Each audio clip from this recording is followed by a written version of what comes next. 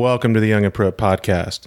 This and every single episode of the Young and Pruitt podcast is brought to you by youngandpruitt.com. All the previous episodes are on there. Layla's blog's on there.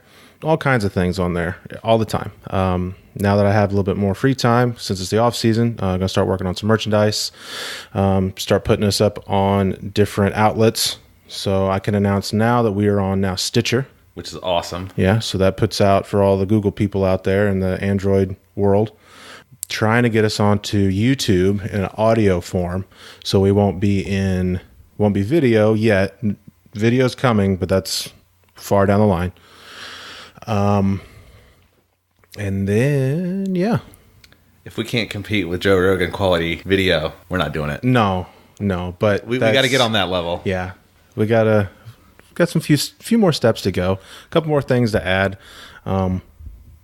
So yeah, we'll just keep adding to it as we go along.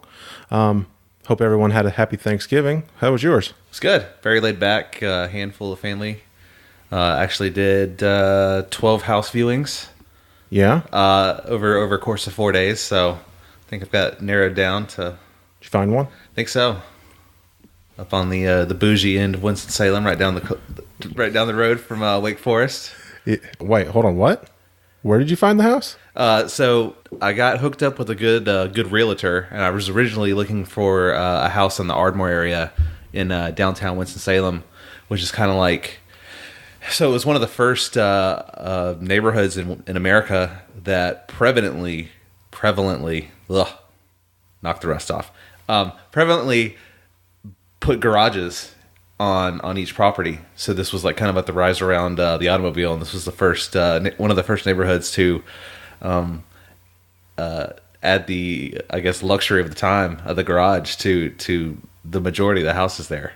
Really? So, and it's an easy bike ride into Winston-Salem, so downtown Winston. So I was originally looking there, but my checklist as a hardcore car guy had some big requirements to it. I needed a flat yard so I can build a shop. I wanted a basement as a man cave / home office. Mm-hmm. 3 beds, 2 bath, and I wanted a brick ranch because they're reliable. And HGTV has ruined me, so I got to have the nice white painted brick with the natural wood shutters and the black roof. Mm-hmm. Open floor plan. Oh yeah. Drink every time they say open floor plan. Yeah, you'd be lit. Fixer upper. Yes. That's a good group drinking game in your 30s. Yep. Open floor plan. Take a drink. You won't make it. You won't. Yeah. Ship lap. Subway tile. Drink. Subway tile. Oh man, I love all that stuff. We could make it up to where it's like drink, shot, chug. We could make a whole game. So I think we just created. A little game. Yes. Yeah, that'd be fun. That'd be awesome. So what other houses have you found? So yeah, sorry about that. I get detached there for a little bit. So we were looking around there, and that realtor kind of specializes in that area. Essentially, that's all. She was so successful buying and selling that area that she has her own group, her own real estate group. So when it kind of became apparent that I was going to find one I wanted within my price range, she passed me off to one of her, like, outside of Ardmore sales specialists, and we found an awesome house up off, like, North Peace Haven Road, which is where, like, historic Bethesda Park is. It's right near the RJ Reynolds family, mm-hmm. Their manor, which is also neighboring to Wake Forest University. So it's a very old, developed, mature, old money part of Winston, and found a house that met all the checklists, and then I found 2 others that would be my B and C plan if this one doesn't go through. So pumped about it. How's that commute going to be? So I currently live in Huntersville, and we commute up here to exit 36 every morning. And that's about a 30 to 35 minute ride to go 18 miles because I-77 is pretty awful. It's a shit show, yeah. It's just terrible. And then at night, it's anywhere from 45 to an hour. So the mileage will increase to about 55 miles from Winston to Mooresville, but there's sections of Highway 40. That's no traffic. I won't deal with any traffic. 77 doesn't suck above exit 36, but getting to exit 36, pretty terrible. So it'll be about a 50-minute commute, in the mornings, but it's also 50 minutes at night, and it's free flowing. The first time that I'm going to hit quote unquote traffic is when I get off my exit. So yeah, because a lot of the guys that work up at RCR, they do that drive every day. Yeah. Oof. The worst one was back when Phoenix was down in Spartanburg. Oh yeah. And the guys would get in a team van and they'd all ride down together. Makes sense. That's a lot. That's burning up some cars, some tires, brakes, fuel. It's a long drive, but hey, that's the job. Yeah. Well, you don't really get a choice, right? Nope. If you want to play in NASCAR with one major exclusion, who also happens to be the Cup Championship team, you live around this area. And you just deal with commuting, because it's not like being a nurse or an engineer or anything else. You want to play in racing, you want to play with race cars, you're pretty much in Mooresville or Charlotte. And we never fact checked that either. Or Concord. If someone listening to this could please fact check when the last time a team outside of the state of North Carolina won the Cup Championship. Oh, yeah. Tweet it our way, because I would love to know exactly when that was. Shoot you some swag. Yeah. I've tried to find it, but I can't. But absolutely, congratulations to the Furniture Row racing team. Yes. The year that they had Sherry go into remission. You had Cole Pern's best friend die. You had Jim. He worked on the team. He passed away. And then Barney, right before the end of the year, had a heart attack and had to have bypass surgery. So it's just the ultimate up-down. So many highs. They ended up winning 8 races. So they just put a spanking Just put a spanking on everybody. And with all that stuff going on, and then he had to drive that last part of the race to win it. Yeah, because shout out to Kyle Larson for giving those guys a break, because he could easily drove around both of them, took the W, and however the timing worked out, he could have slowed up Kyle Busch, or he could have slowed up. Well, he hit old Kyle in the ass and gave him a push. But you never really seen Kyle say anything about that. Kyle was more mad at the 22. Yeah, holding him up for wearing him out. Anything else? No, that was about it. Just the hanging out with family. Not cooking turkey. Yeah. So did the prime rib. Yeah, I seen that on your Instagram. Yep, I'm not a turkey fan. I have not. Why? I've never had a good turkey. Have you ever fried a turkey? Yeah, I'm just not a fan. It's strange, I know. Never had a good turkey. Never had a good turkey. Okay, so what about a duck? I don't think I've ever had duck. We actually did a duck. Really? On Friday when we were away from my in-laws, that whole side of my family. My mom came down from Indiana, and we cooked on Friday. We had a duck, and it was pretty good. It's not bad. Yeah, we baked it, put a rack over the tray, and got this Pinterest recipe. It's the best place to get them. It is. And kind of put some stuff together and did like a balsamic honey glaze to it. I mean, it's the full duck, some Gordon Ramsay level stuff. Full skin on. Yeah. I mean, I don't just jack race cars. It was very good. It was very good. I make gourmet duck. So Mom came down, and then Wednesday we went to Biltmore, which was a lot of fun. So that was a kind of surprise trip that I took her on. She had never been there before. But that place is really cool, really old, and huge, just unbelievable. That place is overwhelming. Yeah, they say it's like today to be worth like $37 million.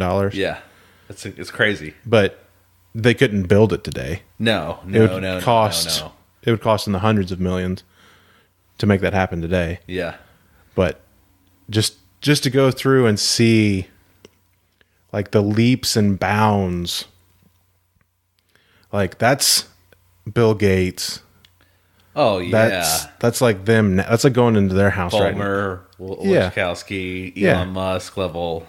Yeah, it's incredible what they said that the story from them was their grandfather Cornelius had the ferry system up in Staten Island, or one of the islands up in New York. Yeah, and he borrowed money from his mom It was like $100 or whatever, which was a lot of money back then. And he made a ferry, and he started doing a ferry system, and he completely changed how people got around up there.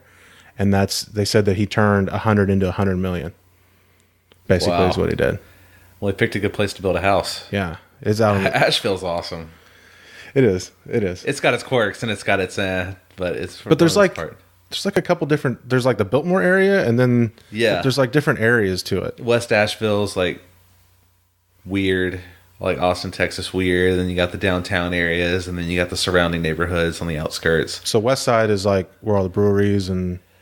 Oh man, well I mean you got all that intertwined in the I guess the greater downtown area. I think South Slope is the hot place now. That's where Green Man. Yes. And I think Vortex Donuts. Mm-hmm. So it's that little area is what's I like Wedge Brewery. Wedge? Yeah. It's kind of down off it's on its own little spot. Well, they're all basically within walking distance from each other. Yeah, you can definitely it's definitely Uberable. But then West Asheville is kind of the more I mean Asheville's very artsy, but then you have like your more urbanized kind of art on the outliers. Yeah, well, there's one area where it's just all basically like graffiti art. Yeah, and some of the pieces are incredible, and it's just on the side of a old semi trailer. Yeah, and it's just like the most beautiful painting you've ever seen that someone did. So there's a painting on the side of a building that's like two lions in West Asheville. Mm-hmm. It's awesome. There was one that we got Kaylin a picture in front of. It was a Wonder Woman mural right there in front of one of the right in front of one of the breweries. Yeah. I forget what one it was, but like the building had like burned down, and there was one existing wall, and they painted that wall. Slick. Yeah. It's a cool place. Mm-hmm. So on the way up there, I'm listening to the old radio. It's about a 2-hour, 15-minute drive from here. Tooling on down the road, and I get a message on my phone. It says, "Can you believe this?" And I said, "What?" And the response was a link, and it was when NASCAR dropped the bombshell of bombshells the day before Thanksgiving of what they were going to do when it came to limiting hard cards and personnel over the wall. So I flipped her over to the old NASCAR Sirius and listened to that the whole way there, which is not exactly how I didn't want to be. That's not vacation material. No, I did not want to be glued to my radio because it blindsided everybody. So I'm glued to the radio the entire time, trying to have conversation with my mom, but then still trying to listen because no one knew anything about this. I mean, it had been rumored, but yeah, timing's super questionable. The timing of anything like that is always super questionable. But it's the decision that they made. So, well, people have to realize this is what team owners asked for. It wasn't necessarily a NASCAR move. Yeah. It was a team owners that. So, I think there was a lot of fan fallout on social media. As always, it's a very passionate fan base, but there was a lot of anti-NASCAR stuff. And I wish there was just a way to tell them all, like, hey, this is what your team owners begged for. I mean, we missed the bullet with the jack thing, but you knew they were going to get something. Yeah. You knew something was going. People were getting cut some way, shape, or form. Have people been cut yet? Yeah. Oh yeah. Wow. Yeah. They limited all the numbers. Right. But in a corporate America, hard decisions get made all the time by people way smarter than us, making decisions about things that we have no idea about, looking at numbers that we have no idea about. So, I mean, it is what it is. I'm thankful I still have a job. I'm thankful that they didn't go to the Air Jacks this time. This time it wasn't me. I feel horrible for everyone that had to lose their job. I feel horrible every year for people that have to lose their job. This is the worst time of year for the sport. You get and just it's literally called the Monday after Homestead is called Black Monday. And not because there's sales. Yeah, not because there's sales. It's because that's when the doors open and everyone rolls out their toolbox, and there's the massive layoffs and turnovers and teams I closing. I have witnessed that, and I've been a part of that more times than I ever want to. It's depressing. It's terrible, man, because some of these are your buddies that you spend, 40 hours plus, and then travel to different states with. Say that it's not their fault. A lot of times it's not. Stuff happens. Sponsors go away. Power shifts in teams. New people come in, want their people. Yeah. It's usually just a carousel, but now jobs are literally going away. Right. Like teams are downsizing. Yeah. It's no longer, hey, we need a better guy in the shop. It's we don't have 2 carriers anymore. No. So we don't have that road crew. You don't have a guy on every corner of the car anymore. Mm-mm. So now the general consensus of how this is going to play out. This is how everyone's talking about doing. There's a couple different variables to this. They're not going to work. But basically, in a normal pit stop, front tire changer, front tire carrier, jackman in the middle, rear tire changer, rear tire carrier, and then the gas man. Next year, the gas man can only gas. He can't do anything else. He can't pull tires. He can't make adjustments. He can't do anything else. When it's no gas, he ain't going over. He can only gas the race. So he can't even be an alternate. No, because that's what we were thinking. We're like, oh, okay, well, when no gas, then you just have the gas man carry, and he can throw tires on. No. So when you do a normal speedway stop, how we've been doing that the past 3 or 4 seasons, you're only doing right sides. So at a speedway, the tires don't wear. So you're going to do right sides only. As you're doing that, you're still going to take 2 cans of fuel because it's going to be a full fuel run. Right. This is usually under green. And you're just changing right side tires just to get those on. You're limiting the amount of mistakes that are going to happen or the time that you're going to waste making those mistakes because you're only doing 2 tires. And while you're doing that, you're going to pull your front tire carrier and he's going to become a gas man. Right. So he's going to be standing there with a gas can, or he's either going to have one on his shoulder already and be ready to plug in, or when the gas man plugs in, he's going to hold the can himself, not on his shoulder, but kind of out in front of him. He's going to hold that can plugged in while the gas man goes and gets the second one. As soon as this can feels light to that guy, he's going to unplug. Gas man's going to plug in the second can. While that's happening, we should well be already done right on the right side, and then slowly drop the jack, and then when it's full, gasman shakes his head and away he goes. Yeah. So that's 2 tires, 2 cans. When that happens, because that front tire carrier has now gone to be a fueler, the front tire changer has to carry his own tire out because the tire carrier isn't there. Right. So he has to carry his gun and his tire out. And as he comes out, he sets the tire down next to him or leans it on the car, but sets it down on his left side. He has his gun in his right hand. He starts hitting lug nuts. Me, as the jackman, pegs, pumps the car, makes sure the handle's up, and then I grab that tire. I put the tire on, hold for 2, which means that the tire changer hits 2 lug nuts. Then I let go of the tire. I get back to the jack, and I slowly let it down. And then that's how that's done. That's your Daytona stop. Yeah. In the rears, what happens? The rear tire carrier and the rear tire changer, they go out like they normally do. Instead of me pulling the right rear, the rear tire changer pulls his own tire but sets it next to him. Doesn't pull it and whip it like he would on the left side back into the wall. Right. He pulls it under control and stands it up next to him. Tire carrier puts on the new tire, holds for 2. As soon as he's done, he grabs that old tire, runs past me, runs past the front tire changer, and grabs that old tire too, and takes both the tires back to the wall. Okay? Yeah. So if there's any adjustments on the right side of the car, the tire changer grabs the wrench and does them. Yeah. That was set by the rear tire carrier. So the rear tire carrier carries out his tire, sets the wrench, indexes the tire, grabs the 2 old tires and goes. Rear tire changer hits the lug nuts on, stands up and does the adjustments. Done. Back away. Yeah. So now, when say that you're in like pit stall, say you're in pit stall 39 at Daytona. Okay, so you're at the beginning of pit road, or at the end, however you want to. Right. Yeah, but you're in the ones where they come to first, and you're in pit stall 39, and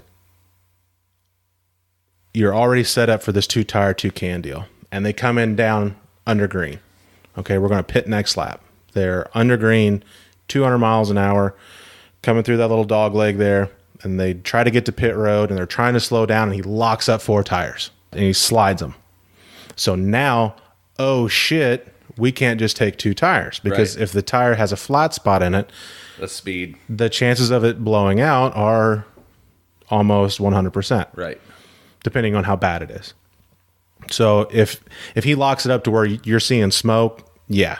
If the tire didn't already pop when he did it, right, which they usually will, it's going to go flat by the time he gets to the end of the pit road. So you're already set up for it. So now there's not enough time because the front tire carrier is now back, and he's got the entire fuel suit on. He's got the apron, he's got the full face helmet, he's got the gloves, he's got all this on, because this is something that you plan ahead of time. So you're saying, okay, guys, in 10 laps, 2 tires, 2 cans. Front tire carrier goes over there, starts getting ready. So he's got time. This is a planned out thing to only be done under green, or if you're doing it under caution, you can do that too. Right. You know, for track position. Yeah. So you're already set up for this. So there's different teams have different names for it, but it's all the same thing. You still do the right side like you would normally do. And then for me, after I index that front tire and go back over to just slowly drop my jack, I get back to my jack. And as soon as the front tire carrier and the front tire changer and the rear tire changer is done, I drop the jack and we all go back over to the left side.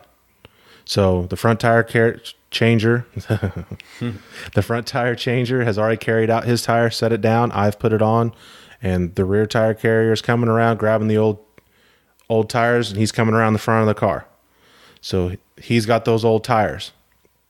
So he now is committed to the front. So the front tire changer comes around. He starts hitting lug nuts off the left front. I come around, jack up the left side.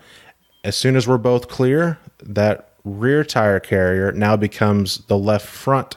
So the right rear tire carrier now becomes the left front tire carrier. After coming around the car and putting with the old tires. Yeah. So as that comes around, I come over and I pump the left side. As soon as I'm done, Are you pulling that right rear? No. The rear tire changer's knocking off lug nuts on the left side.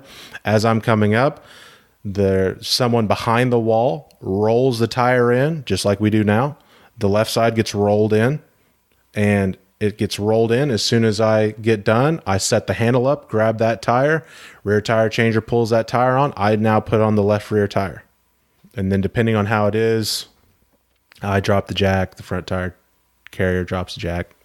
Either way, it doesn't matter. But that's exactly how that play has ran for 3 years or whatever. But it's always been ran as a pit stop that is made for a speedway when you're set up for 2, but you have to do 4. Audible to 4. Yeah, audible. Yeah, 4, 4, 4, 4, 4, 4. Oh shit, 4, 4, 4. Now, just like anything else, are we going to come up with a better way? Don't know. Somebody else going to come up with a better way? Don't know. Our pit stop time's going to be slower? Oh yeah. So what have they dropped to so far? We were at high 10s, low 11s. Yeah. For a bang out stop. I would say 15s. Okay. 15s. And you add in that spec gun. Right. So they're not going to be as And Spec Jack. Maybe. So I've read and seen many instances and heard tell of from, firsthand accounts that pit gun is not working out currently. Well, I don't know. I just know of what the people that have. I don't have experience with it. Right. And all I'm going off of is the experience of what people that have used it before, and they said that it has durability issues. What we're getting could be completely different. Right. Hopefully it is. So I don't know. I haven't seen it yet. I'm not a tire changer. Right. I've been on a pit crew with someone that used to use one of the old ones, and it never broke. So when I say that there's durability issues, I never seen it. That's just hearsay, Twitter, right, blah blah blah. Right. So, typical negative Twitter. Yeah. Response. Yeah. Oh yeah. It's gonna ruin everything. Yeah. Oh yeah. I mean, maybe or maybe not. I mean, I know that the fans have been pretty boisterous about it, just like everything else. Well, I mean, man, like from my perspective, there's really two momentous occasions for every guest. Lining up on pit road for the national anthem invocation and being part of that whole process. People love that. They love that. That's something they take away and we'll talk about. And that's one of my favorite things to do is get all the guys lined up. Hey, step in line here. You're part of the race team today. Part of that invocation, the flyovers, that's big. And then you get those VIP guests on the pit box and then the pit stop. They love it. Mm-hmm. There's never been a single pit stop of any race that I've ever been an account manager at that you didn't have at least somebody videotaping it, tweeting it, all of it. Mm-hmm. So, I mean, that's just a vital part of the experience of our sport. We can't get away from the pit stop. And the 1.9 second F1 stops, don't get me wrong, that's badass. That is super badass. But I mean, you blink and it's over with. You're not taking away anything from that. That 10, 11 seconds is pretty substantial because of everything you just described. It takes 3-4 minutes to describe everything that happens in 10 and 11 seconds. Yeah, a second is a football field. Yeah, on the racetrack. So that makes a huge difference. So it's super important to our sport that the pit stop and the human perspective of it remains. It's a competitive variable. Oh, it's huge. Like pit crew is like I bet just Vegas. As important as I bet Vegas loves pit stops. Yeah, because it's just that green 0 or the green 00 on the roulette table. It's that one variable that bounces around. Yeah. Where it's just like, okay, everyone's got all their numbers picked, and then click, click, click, 0. Someone messed up on a pit stop. Yeah. Bink. The guy who led every lap came down for the money stop, and now he's restarting 5th. Which also leads to some of the best Kevin Harvick radioactive. For everybody who's not his pit crew. Yeah, we definitely get a lot of blame. What's the worst motherfucking you've ever got on the radio? Ooh.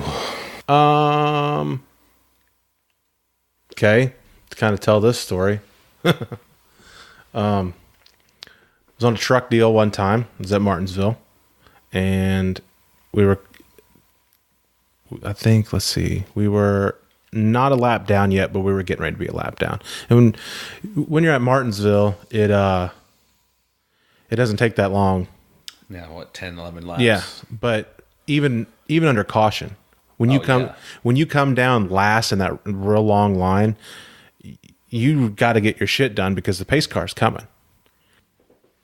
So we come down pit road, and we got damage on the right front, and we're doing right sides, and I get back to my jack, and they're still pounding away on the right front, trying to fix it, and the crew chief starts saying, we got to go. We're going to be lapped down. And I look up and I see a dirty tire. I see a tire that's got rubber all over it. And it's setting to the right of the tire changer. It's right by his back right foot.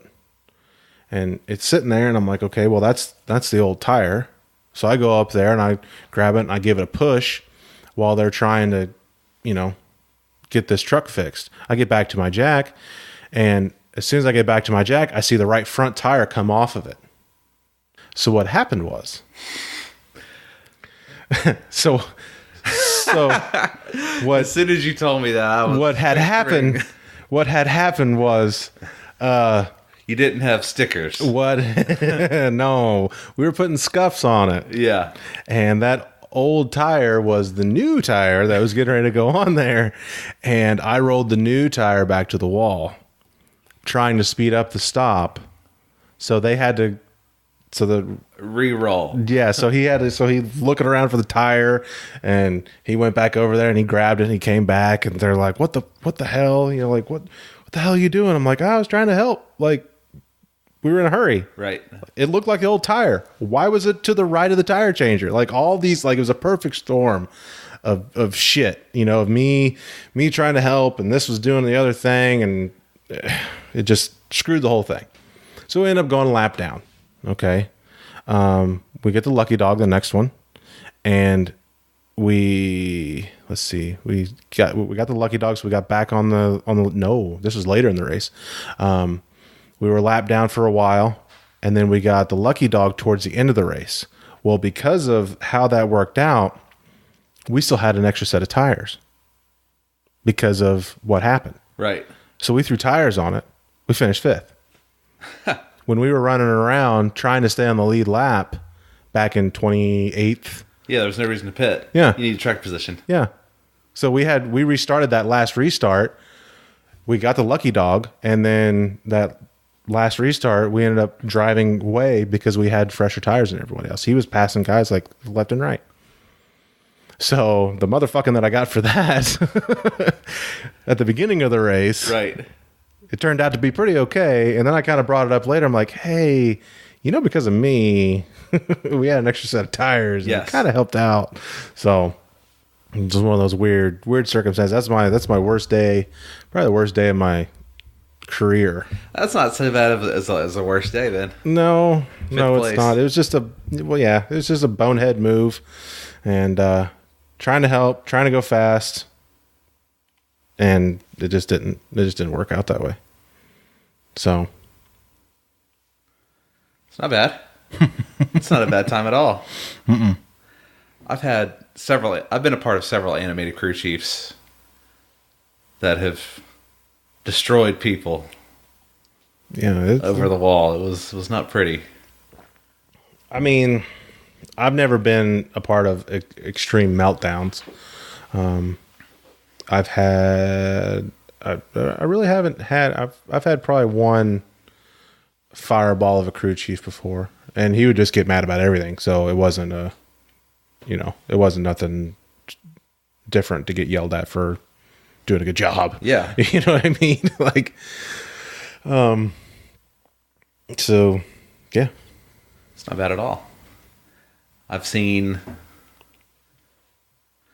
Oh. Well, let's see, 1, 2, 3, 4. Yeah, that first Xfinity team, that was a pretty animated crew chief. Yeah. Yeah. He gets pretty fired up. And still does. Yeah. I've seen Drew lose his shit a couple times. Yeah. But I mean, it's normal. Drew doesn't really lose his shit unless it's like, come on, guys. Yeah. This was, you're professionals. Yeah, Drew, he keeps it pretty tight. Zippy, I've seen Zippy lose his shit. Yeah? Yeah. Well, yeah, you guys had some big problems there. We had a couple ones that cost. Very, very good finish. Probably the playoff. Yeah, because you guys ended up tying, didn't you? Yeah. Damn. Tied, and it came down to like a finish in Pocono or whatever. Yeah. It was 1 point. There was a one. Ben Rhodes finished ahead by 1 point at Pocono. Damn. One position. That was the difference maker. Just shows how competitive all this is. Right. Yeah. I mean, the Truck Series put on a great show this year. Yeah, they did. They do every year. Yeah, it's good stuff. Unfortunately, they're down some teams. Mm-hmm. But yeah, what's gonna? Gosh, Red Horse, big BKR. opportunity. If you got some money and you want to go racing, you got an opportunity to come play in the trucks and do something. That's crazy. All that keeps getting hidden in amongst everything else. Mm-hmm. Yeah, I'm thinking about doing a show like a little mini like a Monday podcast next year. Okay. To try to do a recap thing, like 30 minutes or whatever. Just a quick. I mean, it'll kind of help me out because then I have to kind of prepare for it. Stay current, yeah. Yeah, helps me stay current a little bit more. It'll help me get in more of the smaller issues because I'm so stuck in the Cup Series. All that other stuff kind of takes a back seat to that other stuff, but I think that'll kind of force me to get it. And I mean, I think the fans might like it too. Right. I don't know. I mean, or you guys might hate it. I'm still going to do it. Right. So, because that's definitely not what this show's about. No. This show's about. I mean, we had a guest plan today. He's super busy. No off season, baby. No, there is not one. Especially not now. Right. Yeah, just cars aren't on the track doesn't mean they're not being built, not being practiced for the pit stops. Mm-hmm. You got the new Camaro coming out. Kyle Larson's Credit One scheme. It's so cool. It's so fire. It's so different not seeing that car red. It is, but that's a clean. Number one, excellent execution of the matte look. Number two, simple, clean lines. Number three, color choice is spot on. I think it's just that the body styles. So the graphics were kind of behind the body styles there in the 80s. Yeah. They were still the old boxy 70s cars, when they were the full big style cars. Right. Yeah, the full body. So you've seen even the Days of Thunder cars, those graphics aren't up to par of the car. So the car looks more modern than those. Right. So then as you start to get into the 90s, those cars kind of caught up with it a little bit, but then the wraps and the graphics kind of passed them. And you got to the COT, and the COT was what it was. And then now we're starting to get into more. The cars look more like the actual cars. Right. The cars on the track look more like the cars on the street. So now I think that's why all of them look good so far. All those Camaros, they all look great. Slick, yeah. And I think it's because that the body style has finally caught up to what can be done with the graphics. Yeah. So because you have that Transformer all look. Those Hendrick cars are just fire. They're all fire. Yes. Every single one of those Camaros are fire. That graphics guy. Where did they find him? He was he was creating for that 44 team. What was the name of those guys? It was a dumpster fire. It was the one that got stolen in Atlanta. That guy, I don't know. Oh, Team Extreme. Team Extreme. There you go. I don't know. I was total brain fart right there. That's where Petty got the 44 from. Well, no, it was, or they took the 44 from Petty and then. No, so the 44. I mean, remember, Dale Jarrett was in the 44. Yes, not too long ago. So that number is kind of came and gone. Once it became available, RPM was trying to what's the word I'm looking for? Reacquire? Regain its independence and regain its old identity. So they wanted to run an old historic Petty because the 9 car didn't really have any Petty history to it.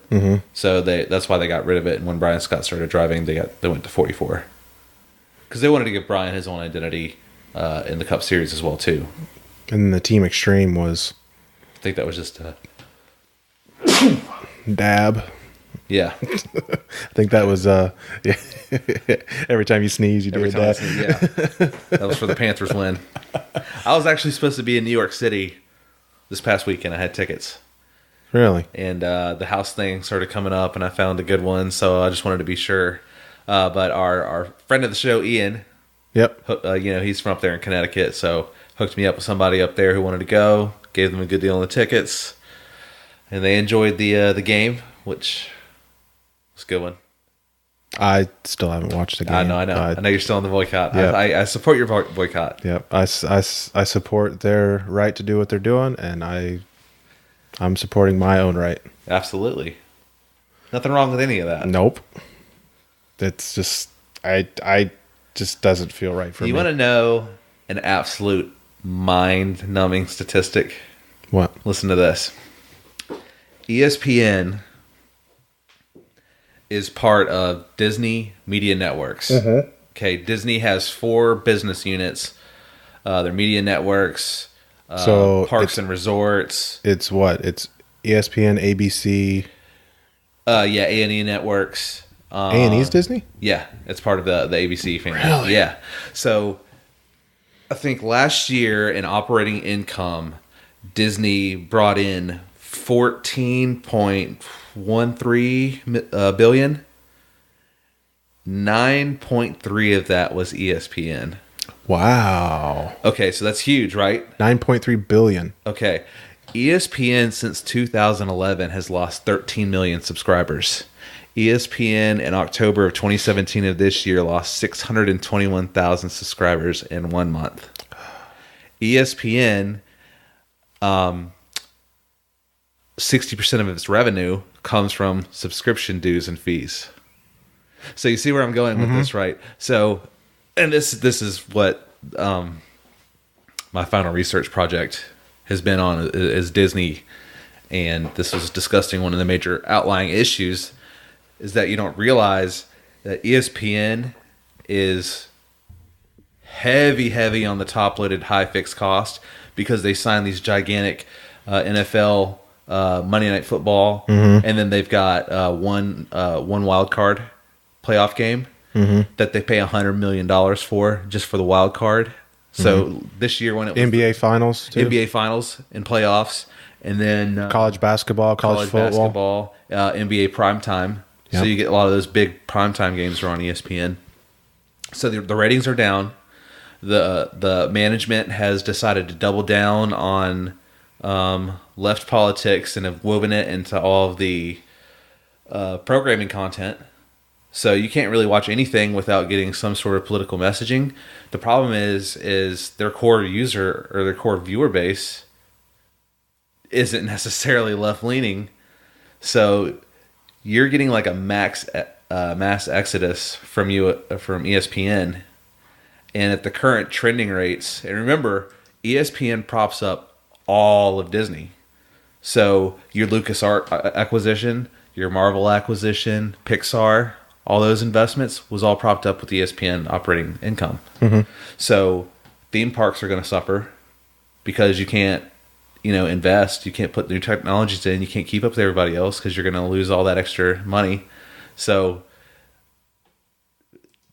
you're going to see a giant change, I believe, in the media landscape, because what Disney's essentially worth, or like what ESPN's worth, that entire company, huge giant company, right, is a rounding error for like Amazon or Apple or Google. So what's to stop them from buying up a media network or an entire sports league for that matter and just streaming it? I think it's coming. I think What's really scary is that net neutrality thing. And no one's talking about it. No. They vote in like 8 days, Yeah. 8 or 9 days. So essentially, ISPs are going to be able to say, ISP, what's that? internet service providers. Got it. So they're going to be able to say, and this directly affects us. Oh, well, if you want to, have streaming media, oh, we have an extra bundle for that, so you don't get the slowed down version. For an extra $5 a month, you can use Stitcher. Oh, you like Snapchat and Instagram? Well, here's our social media package for an extra $5 a month onto your bill. You can get that the fast lane version and stay up to date with your friends. So what does this force people to do? YouTube's a Google company. So if YouTube wants to keep its ad revenue or even just its simple access to the masses, Google has to pony up and pay this ISP. Now, news networks and how you literally get your current events, you're going to have to pay, theoretically, to get news. And some ISPs may not want to deliver Fox News. They might want to deliver CNN or vice versa. So you see where this turns into just a giant shit show. Mm-hmm. So this is not something... Libertarian David is very torn because free market and innovation is something I'm very much for. However, metering and deciding what data on the internet is more important than the other is something the end user needs to figure out and do, and not internet service providers. Yeah, like I've heard that it's even gotten down to if you're on AT&T, you can't go to, like, say, our website. Right. Because our website would only be like Verizon or Google or whoever. That's a good explanation. Like you can't access certain websites, right? Because the provider blocks it. It's just like being in China. Like if China doesn't want Facebook, no Facebook. No Facebook. So you don't have an opportunity. It's scary for any internet business right now. Yeah. What that's going to do. Yeah, it could crush us. It could put us right out. There may not be a season 2. Think about that. And that's 8 days away. Yeah. Yikes. It's scary. So, yeah, definitely. They said that there's a website. I forget. It will, like, literally I auto-populate an email and send it. Yeah. Fuck those people. Yeah. Retain net neutrality. Yeah, I forget what website it is. I'm sure if you Google it, you'll find it. Oh, I mean, don't forget the giant upvotes that Reddit got.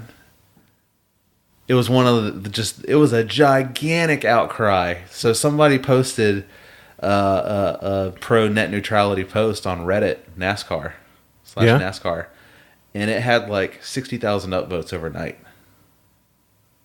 Like 16, 17 hours. Because they all know. Yeah, well, they know. Everybody on Reddit knows. Everybody on Stitcher knows. Everybody on iTunes. It's just got to be another way to control and to make money. Oh, I mean, it's developing a problem or developing a solution to a problem that doesn't even exist. Because it seems like they could also use it. Cable companies are getting fluffed. Telephone companies are getting fluffed.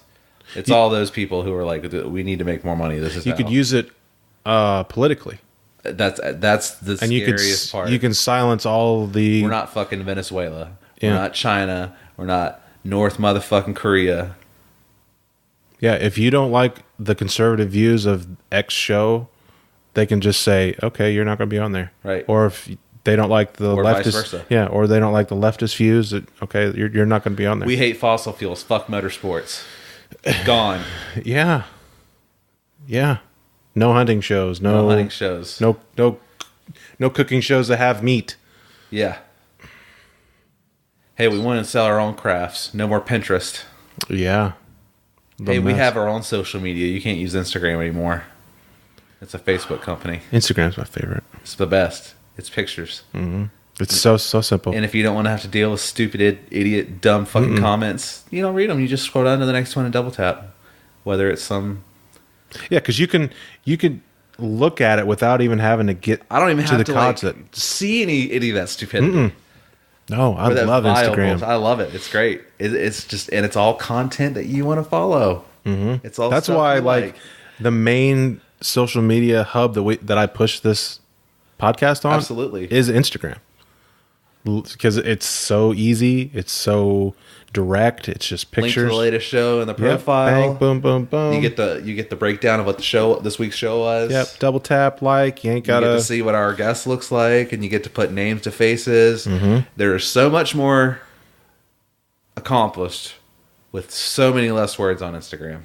Yep. Whether you like cafe racers, lifted trucks, girls next door with giant asses.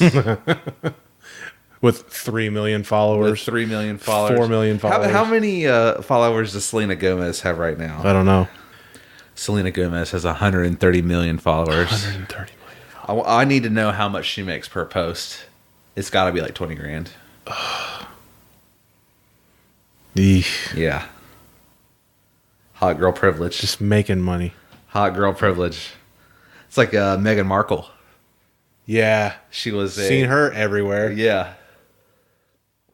Seen her everywhere all this weekend. That's like the first American or second American or whatever that's marrying into the royal family. She was on Deal or No Deal as a suitcase girl. Really? Yes. Like 10 years ago. Latest known for her role on Suits on the USA Network. I don't watch that. I stopped watching it 2 seasons ago. It did kill it for me. I mean, don't get me wrong, she is smoking hot, but like now you're royalty because you were hot and we're on a television show. She might be a nice lady. Oh, I'm sure she is. Sure, she's a very nice lady. I'm just saying, I would ride that same wave if there are any.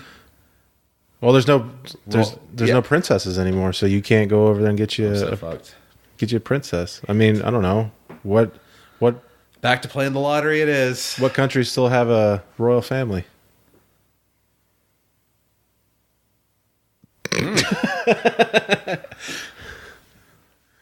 Wow. Reddit, help us out on that.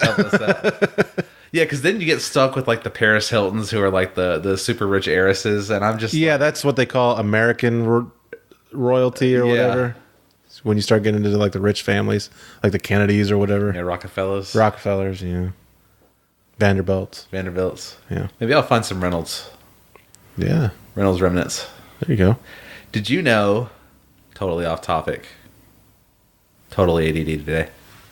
Also, I'm sipping my nice cold brew coffee, so I'm a little bit wired at fucking 7:00 at night. What brand was that? It was my own home brew. Oh, whoa. Yeah. So you're Dude. growing coffee beans now? Dude. Well, I wish.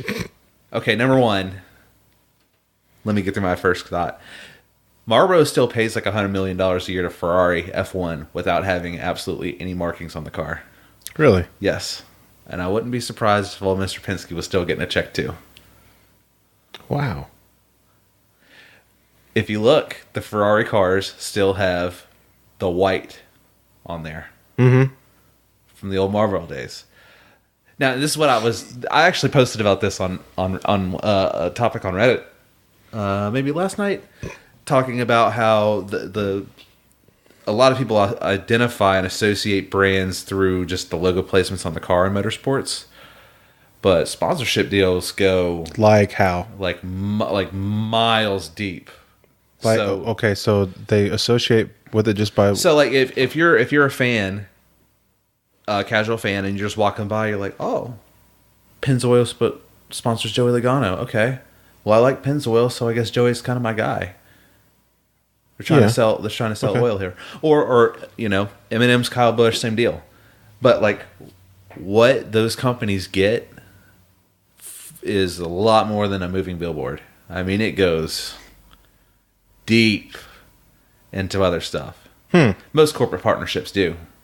If you look at what Siemens did with Disney. Yeah, but how does that transfer?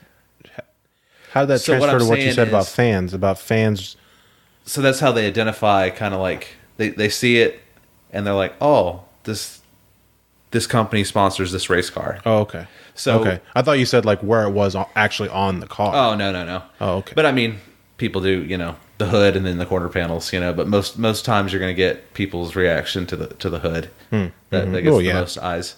So you have these white stripes from that's what represents the Marlboro sponsorship of Ferrari F1.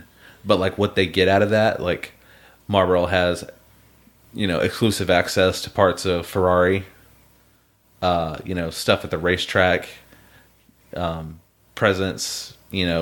Ferrari drivers will go to giant Marlboro like sales meetings or celebrations and stuff. So like it's stuff like that goes miles and miles and miles deep that Marlboro doesn't really need to rely on the signage on the car to still recoup everything they've put into it. So it's kind of like, it's hidden in plain view that they're still around. Well, didn't Winston have something to do with the red and white walls? Yes. Yeah. Yeah. Same kind of deal. Yeah, so there's that. What else we got to talk about? I feel like we kind of left that hanging there. We covered the beginnings of the mess of the five-person pit crew. Ooh. Kind of rambled on about our Thanksgiving Day. I went ADD on the Marlboro deal. Mm-hmm. Decent little placeholder show until we get to our guest next week. We got to say that we lost another legend. Rest in peace, in Bud racing. Moore. Yeah, Bud Moore passed away. If you don't know who that is, take a chance, take a second, and Google him. If you've ever been a Dale Earnhardt Sr. fan, go ahead and look that one up. I mean, he started from the beginning back when they were running Moonshine. This guy, Bud Moore Engineering. This guy graduated the next day, was drafted, stormed the beaches at Normandy on D-Day, was in the whole. This guy's the real deal. Yes, he was. He's a man's man. This guy, and then he had Bud Moore Engineering. Changed the whole game. Yeah, completely. I mean, he owned cars for who's who. Bobby Allison, Dale Sr. Everybody, all those. Fireball Robert, all those guys. Yes. So that's a man. I mean, I'm kind of a selfish statement to wish that we would have had him on here, because that would have been a hell of a podcast. That'd been like a A-B. Oh yeah, type one. Quintessential Wrangler look came from that car. Yep. Oh man. So it just sucks. We're getting to that time, into that age group to where we're going to start losing our legends here. And hate to say it, but in the next 5 to 10 years. I mean, the guys are getting old. Right.